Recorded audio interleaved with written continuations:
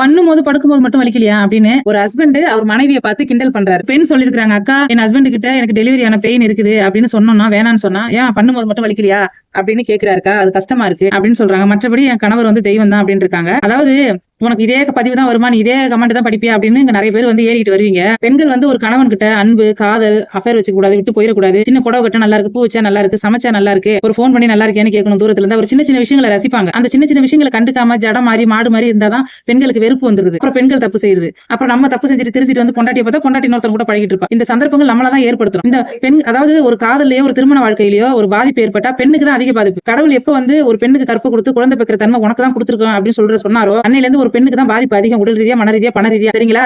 வேணா ஒரு ஆணுக்கு மன ரீதியா பாதிப்பு ஏற்படும் திருமண வாழ்க்கையிலயும் காதல்லையும். ஆனா வேற எந்த விஷயத்திலயும் பாதிப்பு ஏற்படாது. அதனால இந்த மாதிரி பதிவு தான் வருது. இந்த மாதிரி பதிவு தான் நான் போடுவேன். இஷ்டம்னா பாருங்க, இல்லன்னா தயவு செஞ்சு ஃபாலோ கொடுக்காம என் வீடியோ பார்க்காத போயிடுங்க. தயவு செஞ்சு கணவன்மார்கள்ட்ட கேட்டுக்கிறேன், ஒரு மனைவி ஒரு விஷயத்த சொன்னா அதை புரிஞ்சுக்கிட்டு ஏத்துக்கோங்க. கிண்டல் பண்ணாதீங்க.